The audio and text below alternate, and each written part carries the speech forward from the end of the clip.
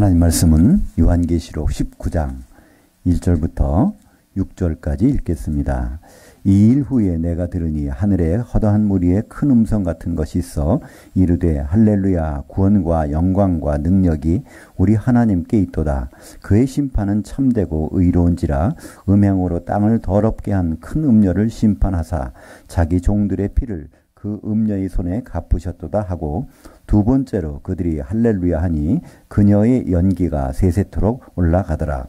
또 24장로들과 네 생물들이 엎드려 보좌에 앉으신 하나님께 경배하여 이르되 아멘 할렐루야 하니 보좌에서 음성이 나서 이르시되 하나님의 종들 곧 작은 자나 큰 자나 그를 경외하는 너희들아 다 우리 하나님께 찬송하라 하더라. 또 내가 들으니 허다한 무리의 음성과도 같고 많은 물들 소리와도 같고 큰 우레소리와도 같은 소리로 이르되 할렐루야 왜냐하면 주 우리 하나님 곧 전능하시니가 통치하셨도다. 아멘. 오늘 말씀을 가지고 할렐루야는 인사말이 아닙니다. 예수님 혼인날 감격의 함성입니다. 라는 제목으로 말씀을 나누겠습니다. 우리 할렐루야는 참 많이 들어보고 많이 하셨죠. 저도 그 전에 이 성경에 대해 잘 모를 때는 할렐루야를 많이 했습니다. 인사할 때마다 할렐루야 그러면 할렐루야. 또 많은 이제 목사님들이 대단에 올라와서 강단에 올라와서 할렐루야 하면 또 할렐루야를 화답을 했습니다. 근데 이 할렐루야가 성경에서 많이 나올 것 같죠. 이 66권 성경에서 할렐루야를 찾아보신 적 있으십니까? 성경에서 참 찾기 힘들어요. 창세기에서도 안 나오고요. 출애굽기, 레위기, 민수기, 신명기 쭉 안 나옵니다. 시편에 가서도 한참 동안 안 나와요. 104편 마지막 절 35절에 가서 처음으로 할렐루야 등장하고 150편에 할렐루야. 그래서 시편에는 23번의 할렐루야가 나오는데요. 그 시편의 기록은 많은 부분이 다윗이 기록을 했잖아요. 그죠? 근데 다윗이 기록한 부분에는 할렐루야가 전혀 안 나옵니다. 오히려 시편의 마지막 부분에 나오죠. 신약 성경에는 할렐루야가 한참 가서 나오잖아요. 요한계시록 19장 오늘에 가서 이제 처음으로 마지막으로 할렐루야가 4번 나오고 끝이 납니다. 그렇다면 이 할렐루야라는 것은 무슨 뜻일까요? 할렐루야라는 것은 할랄이라는 단어, 할랄이라는 것은 자랑하고 뽐낸다는 것입니다. 그걸 너무나 자랑스럽고 뽐내고 하는 할랄이라는 것이 명령이 되면 할렐, 그래서 자랑하고 뽐내라, 높이라 그런 뜻입니다. 거기에 우가 붙으면요, 너희들, 여러분, 너희들은 이런 뜻이죠. 야는 야훼, 여호와 하나님이 준 말입니다. 그러니까 할렐루야라는 것은요, 여러분은, 너희들은 여호와 하나님을 높이고 자랑하고 뽐내라는 겁니다. 도대체 그분이 무슨 일을 해놓으셨길래 그렇게 하라는 말씀일까요? 그러니까 사실 여호와 하나님이 무슨 일을 하셨는지를 모르면은요, 할렐루야가 안 나옵니다. 그분이 하신 일을 보고 자랑하고 뽐내라고 그러는데요, 우리가 아직 못 봤지 않습니까?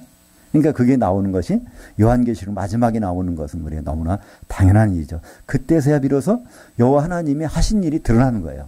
한마디로 혼인잔치가 벌어진 것입니다. 그러니까 오늘 우리는 6절까지만 봤지만 7절과 8절에 보면 거기 어린 양의 혼인잔치가 벌어져서 준비된 어린 세마포 옷을 입은 어린 양의 신부가 준비된 장면이 나옵니다. 근데 세마포 옷을 자세히 들여다보니까 거기 성도들의 의로운 행실들이더라. 성도들이 한 몸이 돼서 한 세마포를 입고 있는 어린 양의 신부로 등장하는 모습.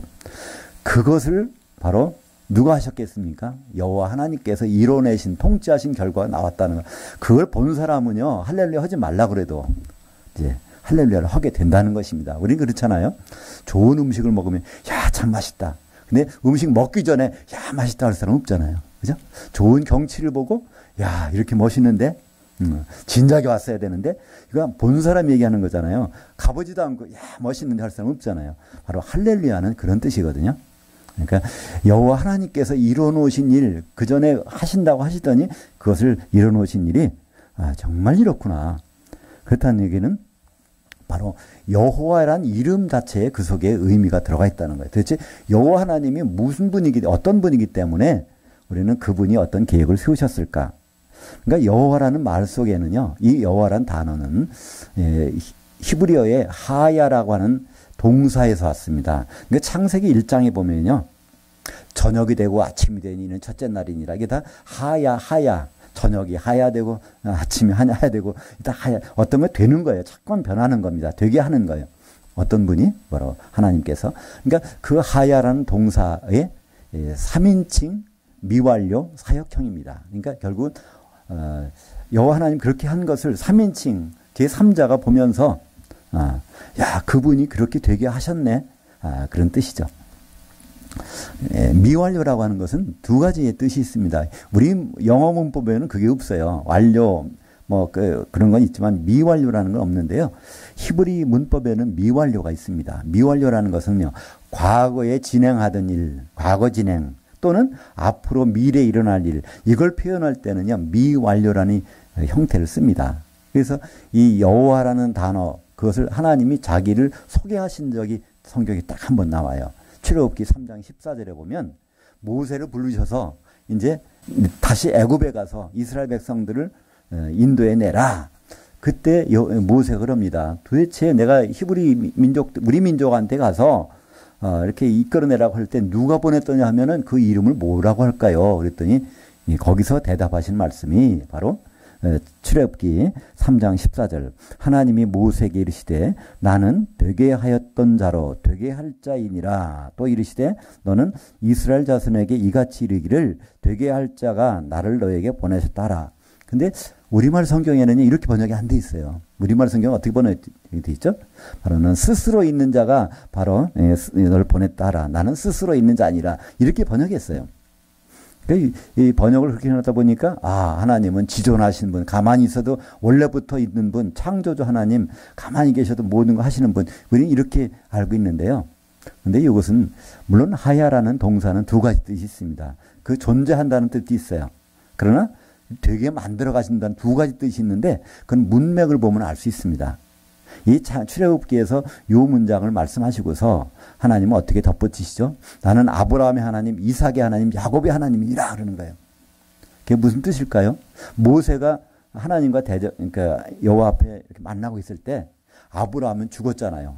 벌써 옛날에 죽은 사람이에요.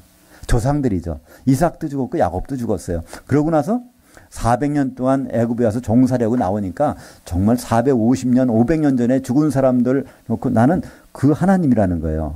그러니까 이 말은 무슨 뜻일까요? 예수님은 그것을 더 정확히 설명하신 마태복음 22장 32절인가 보면요. 그래서 바로 이 하나님은 죽은 자의 하나님이 아니라 살아있는 자의 하나님이시니라 그런 뜻이에요. 그러니까 여호와라는 뜻은요. 살려낸다는 반드시 죽은 게 아니라 살려내겠다는 그런 하나님이다. 그런 분이 가서 보내라 하라. 그렇기 때문에 이것은 존재란 뜻이 아니라 되게 하신다는 그런 뜻이죠. 하나님이 바로 그런 말씀을 하셨기 때문에 성경에 여호와라는 단어가 처음 나오는 것은요. 창세기 2장에 나옵니다. 왜 2장에 하필이면 나올까요? 1장에는 왜 안 나올까요? 1장에는 그냥 하나님 이렇게 하는데요. 2장에 가서 여호와 하나님이라는 얘기가 나옵니다. 2장 4절이 나오는데요.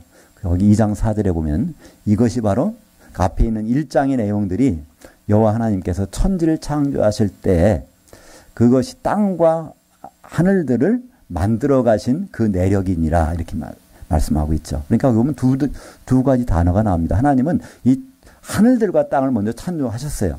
근데 그 창조한 것이 얼마나 아주 완벽하게 창조했냐면 이사야서 45장 18절에 보면 땅을 혼돈하지 않게 창조하셨느니라. 거기에는 사람이 살 수 있을 정도로 창조하셨느니라. 그러니까 천지 창조를 하실 때 인간만 없었지 모든 것이 있었다는 겁니다. 사람만 있다면 당장 사는데 지장이 없을 정도로. 그죠? 우리가 어떤 아파트에 입주하게 될 때는 그렇잖아요. 그것이 다 돼야 수돗물도 나오고 거기에 난방도 되고 그래야 들어가는 거잖아요. 사람만 안 들어갔지 완전히 준공됐다는 얘기는 사람이 살 수 있을 정도로 돼 있다는 얘기죠.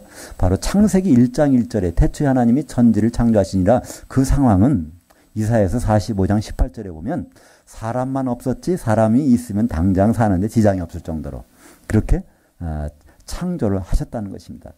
우리가 이제 이거 약간 벗어난 얘기지만 우리는 여러 가지 원숭이가 언제 창조됐을까요? 그때 창조하신 것입니다. 그죠? 사람보다 먼저. 또 심지어는요, 박테리아를 바이러스를 언제 창조하셨을까요? 그때 창조하신 것이죠. 그냥 그 뒤에는 바이러스 창조했다는 얘기가 없잖아요. 그러면 그 전에도 창조된 거예요. 사람 빼고는 다 창조하셨다니까. 그죠? 모든 것들은 창세기 1장 1절에 창조하셨는데 정말 아주 이게 질서 있게 창조하신 것이죠. 근데 창세기 1장 2절에 보면 어떤 말이 나오죠? 땅이 혼돈하고 공허하며 흑암이 깊음 위에 있고 하나님이 영이 수면에 운행하시더라.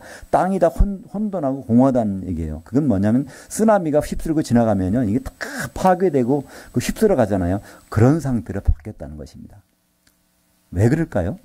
이제 그건 나중에 성경 읽어가다 보면 이사야서하고 14장 또 에스겔서 28장에 보면 바로 사탄이 범죄하는 장면이 나오죠. 그때 그들을 심판하는 과정에서 혼돈하고 공허하게 돼버립니다. 그것을 이제 첫째 날부터 뭐 하시죠? 빛이 있으라. 원래 단어는 빛으로 되라는 얘기입니다. 빛이 원래 없었던 것이 아니에요. 빛을 창조하셨다는 얘기가 아닙니다. 첫째 날에 빛으로 되라. 우리는 이 가운데요. 사실 우리는 보고 있지만 밤에도 사실은 전파가 있잖아요. 우리 눈에 안 보이는 광선이 있단 말이에요. 우리 눈에 보이는 가시광선, 빨주노초, 파남보란 7가지 광선만 있는 것이 아니라 방송국에서 어떤 영상을 만들어 가지고 그것을 그냥 보낼 수 없으니까 파장을 바꿔 가지고 안 보이는 전파로 만들어서 이제 여기 TV 수상기를 보냅니다. 그러면 이 안에서 그걸 보일 수 있는 빛으로 바꾸는 거죠. 그러면 우리는 볼 수 있습니다. 마찬가지로 흑암 가운데 있던 그 광경에서 하나님은 파동을 바꾸게 빛으로 되라 가시광선으로 나타나게 하니까 그때부터 이제 따뜻해지고 얼음이 녹아버리고 그래서 이제 셋째 날 바로 그 마른 땅이 드러나는 모든 것들이 나오는 것처럼 하나님은 그 첫째 날 하나님은 창조가 아닙니다. 첫째, 둘째, 셋째, 넷째 하나님 엿새 동안 창조하셨다고 우리는 알고 있는데요. 성경은 그렇게 말하지 않아요. 성경은 그것을 6일 동안 만드셨다, 회복하셨다 말씀하고 있습니다. 출애굽기 20장 11절에 보면 하나님이 바로 이 하늘, 땅과 하늘들, 바다를 만들어내신 그것을 엿새 동안 만드시고 그 다음에 안식하셨느니라. 그래서 엿새 동안은 만드셨지 창조하신 것이 아니라는 것을 출애굽기 20장 11절 또 31장 17절에는요. 엿새 동안 하신 일을 만드셨다. 회복하셨다. 창조가 아니다. 창조는 옛날에 된 거다. 이걸 성경에서 계속 반복하고 있어요. 그것이 결정적인 것이 바로 창세기 2장 4절에 하나님이 천지를 창조해 놓으시고 다시 그것을 땅과 하늘들 순서가 바뀌어요. 이걸 이렇게 회복하시는 것은 땅부터 그죠? 땅이 혼돈하고 공허하니까 그렇잖아요. 그거부터 바꾸시는데 벌써 이제 둘째 날에 이제 물과 물을 나누시고 궁창 하늘 거기서 다시 조정하신 장면이 나오죠. 그래서 순서를 보면 하나님이 하늘들과 땅을 창조하실 때 다시 파괴된 후에 땅과 하늘들을 만들어 가신 그 하나님 거기 처음으로 여호와가 나옵니다. 그러니까 무엇을 되게 하시는 분, 회복하시는 분, 그 내용이 이름이 바로 여호와라는 것이죠. 그래서 여호와 그분이 이루셨다. 그것이 할렐루야입니다. 바로 할렐 우 너희들은 야 여호와 야훼께서 야훼 하나님께서 그것을 드디어 새로 만들어 주셨구나 그런 뜻이죠. 그렇다면 하나님이 창세전에 도대체 무슨 생각을 무슨 계획을 가지셨을까요? 이 천지 만물이 생기기 전에 하나님은 어떤 뜻이 있다는 겁니다. 마태복음 그 6장 9절 이하에 보면 예수님이 기도를 가르쳐 주시잖아요. 그 기도 가운데 뭐가 있죠? 뜻이 아버지 뜻이 하늘에서 이루어진 것 같이 땅에서도 이루어지이다. 이렇게 기도하라는 거잖아요. 그러면 하늘에서 이 하늘들이 있기 전에 그때 어떤 계획이 있다는 그것이 땅에서 이루어져야 된다는 것이죠. 그 땅은 무엇일까요? 마태복음 6장에 나오는 땅은요. 그건 교회입니다. 그죠? 산상순 5장부터 나온 땅, 온유한 자가 받을 기업, 바로 그것은 교회죠. 바로 교회를 통해서 이루어지는 것이 창세전에 바로 셋째 하늘에서 그분이 결정하신 그 뜻이 바로 교회를 통해 이루어지기를 주님은 우리에게 부탁하신 것이고 그 기도를 하라는 것입니다. 우리가 이 세상에서 먹고 살 거 가지고 구하라는 뜻이 아니죠. 주기도문에 보면요. 먼저 너희가 구하기 전에 너희에게 있어야 될 것을 하나님은 다 아셨느니라 완료형이에요. 그러니까 너는 그거 기도하지 말고 이거를 기도하면 하나님의 뜻이 완성되기를 기도하면 그럼 하나님이 얼마나 좋아하시겠느냐. 그 내용이 이제 주기도문이잖아요. 근데 주기도문의 그 내용들이 누가복음에 가면요. 조금 내용이 다 똑같다가 하나만 바뀌는 게 있어요. 그 뜻이 하늘에서 이루어진 것이 땅에서 이루어지다라는 기도가 쏙 빠지고 거기에는 뭐가 들어가냐면 밤중에 이제 손님이 그러니까 친구가 찾아왔는데 먹을 것이 없어가지고 떡이 없어서 그것을 떡을 다른 데 가서 구하는 장면이 나옵니다. 그죠? 그래서 그때 그 누워있어 자는 사람이 귀찮다 하는 것이 아니라 그런 말 해요. 내가 너 친구라면은 이렇게 안 할 텐데. 네가 정말 우리말 번역에는 네 간청함을 인해서 내가 그렇게 달라고 하니까 난 주겠다는 뜻이 이렇게 번역이 되어 있는데 거기에 원래 단어는요. 안아이데이아라는 것은요. 부끄럽지 않고 이건 너무나 당연한 일이니까 나는 줄 수밖에 없구나 하면서 일어나서 떡을 주는 장면이 나옵니다. 무슨 말일까요? 율법에 보면요. 나그네를 대접하는 것. 그거는 철저하게 성경에서 계속 나오는 거예요. 나그네가 뭐 배고프면 먹이라는 거예요. 그러니까 내가 친구라서 친구 때문에 나는 주는 것이 아니라 나그네가 와서 대접한다니까 그건 난 율법을 지키는 사람인데 그거 안 하겠어? 그러면서 그걸 준다는 겁니다. 그러면서 거기에서 예수님이 뭐라고 말씀하시죠? 구하는 자에게 아버지께 구하는 자에게 성령 안 주시겠느냐? 이런 말을 해요. 그러니까 마태복음에서는 주기도문에서 성령이란 얘기 안 나와요. 근데 누가복음에서는 성령이란 얘기 나와요. 아버지께서 주고 싶어 하시는 것이 성령이라는 거예요. 도대체 성령을 왜 주실까요? 그러니까 우리 많은 사람들이 얘기합니다. 성령을 받아야 내가 거듭나고 이렇게 하는데요. 성령은 그때 주시는 것이 아닙니다. 제자들 보세요. 제자들은 예수님과 3년만 따라다닐 때 성령 안 받았어요. 성령 안 받았으니까 예수님이 승천하시면서 너희들 성령 받기까지는 떠나지 말고 예루살렘 그대로 있어. 그런 다음에 성령이 임하시면 그때부터 바로 이렇게 예루살렘과 유대와 이렇게 가게 하시겠다는 거잖아요. 그러니까 제자들이 예수님과 다닐 때는 성령을 받은 적이 없어요. 그렇다면 왜 성령을 주시려고 해요? 성령을 안 주셔도 우리는 거듭날 수 있고 바로 구원을 받을 수 있는데 성령을 주신 목적은 딱 한 가지입니다. 우리 교회를 만들기 위해서 주시는 거예요. 예수 그리스도의 몸을 만들기 위해서. 그러니까 몸을 만들어지려면요. 이게 한 덩어리가 되려면 반죽을 해야 되잖아요. 우리 밀가루 가지고 이게 떡을 만들려고 할 때, 빵을 만들려고 할 때는요. 이걸 반죽 안 하면 이게 한 덩어리가 안 되잖아요. 그래서 구약에는요. 제사법 중에 소제라는 것이 있습니다. 이 소제는 하얀 가루를 떡을 만들어서 하나님께 흔들어 드리는 이 제사를 소제라고 그러는데 오순절날에는 그 소제를 드렸어요. 특별히 떡 2개를 만들어 드렸어요. 거기다 누룩까지 집어넣어서. 근데 이걸 반죽을 해야 되는데 뭐로 반죽할까요? 근데 우리는 그거 떡 반죽할 때 물에다 반죽하면 되지. 너무 쉽잖아요. 근데 이 중동 지방은 물로 반죽하면 큰일 납니다.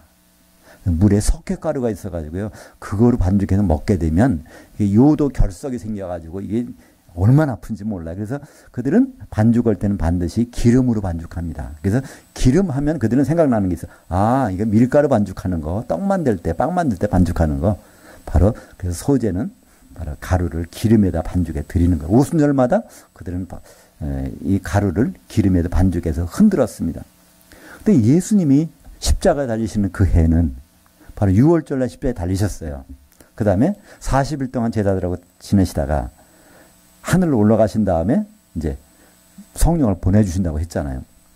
그래서 성령이 내리신 날이 오순절날입니다. 오순절날은 떡을 만들어서 흔드는 날인데 그날은 이 밀가루가 이게 가루가 흔들어지는 날이 아니라 사람들이 흔들어지는 날이에요. 어떻게 가루가 뭉쳐져서 오순절날에 사도들이 성령을 받아가지고 한 덩어리가 됐잖아요. 그죠? 그러니까 한 덩어리 되니까 자기 마음대로 할 수도 없어요. 방언을 하는데 따다다다다다 하면서 서로가 자기 뜻대로 할 수 있는 게 없어. 다 방언 받아서. 그죠?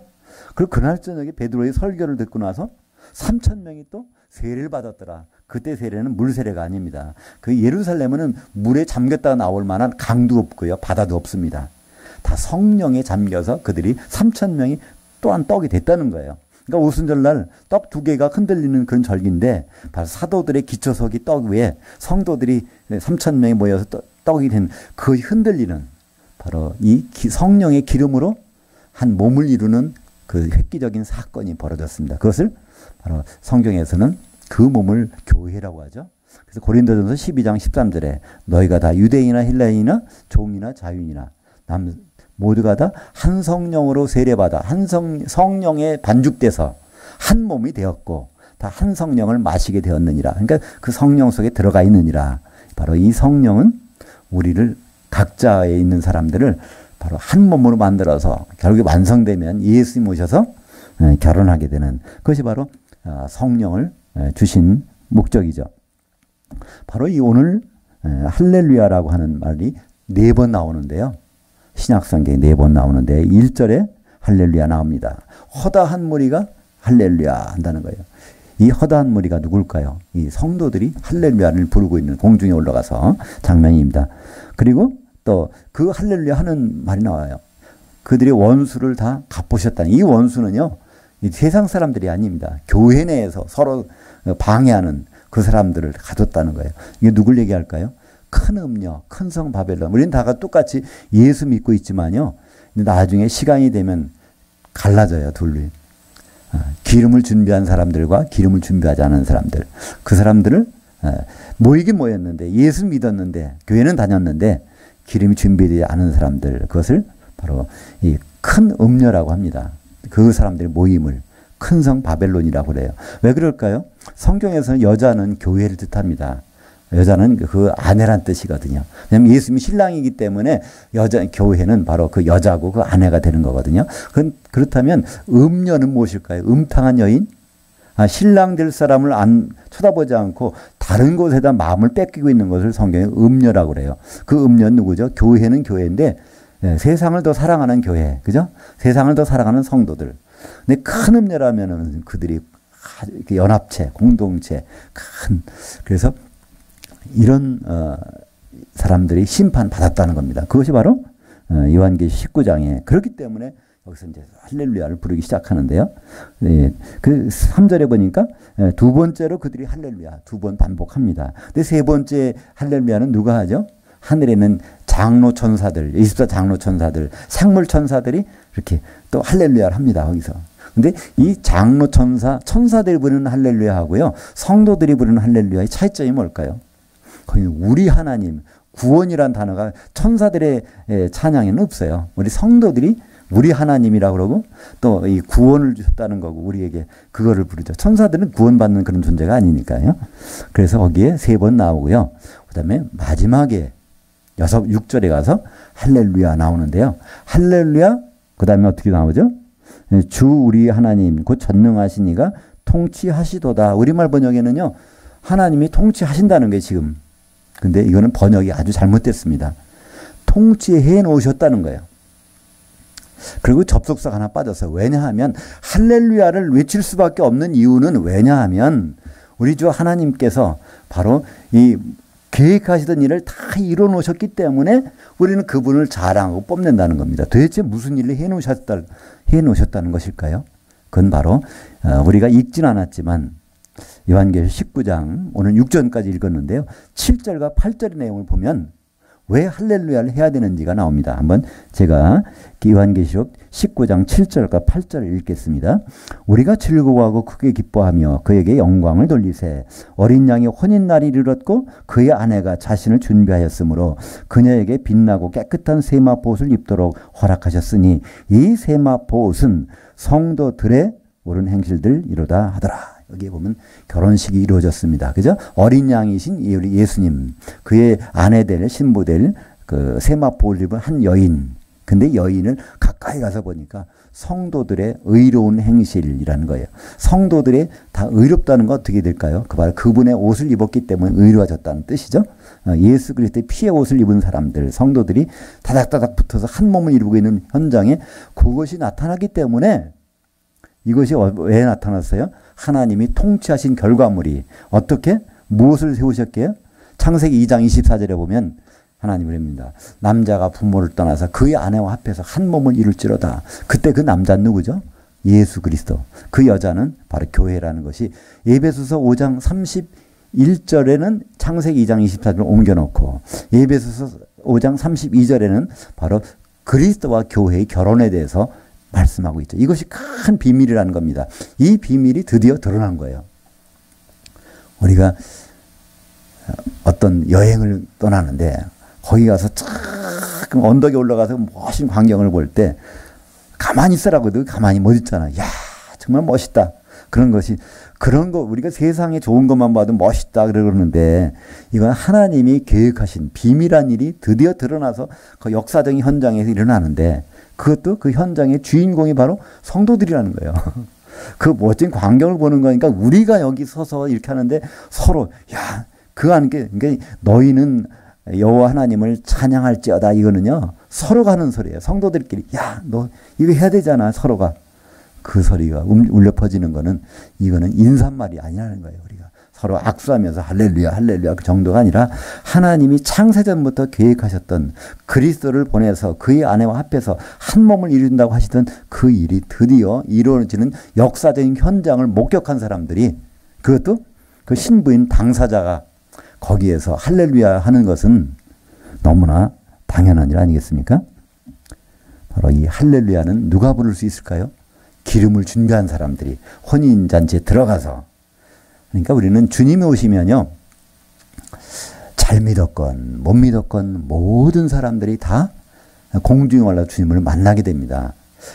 데살로니가전서 4장 16절에 보면 주께서 바로 하나님의 나팔과 천사장의 음성으로 강림하실 때 그리스도 안에서 죽은 자들이 전부 다 일어나서 공중에 올라간다는 거예요. 그때까지 살아있는 사람들 물론 뒤따라 올라가서 바로 그 앞에 가서 심판을 받습니다.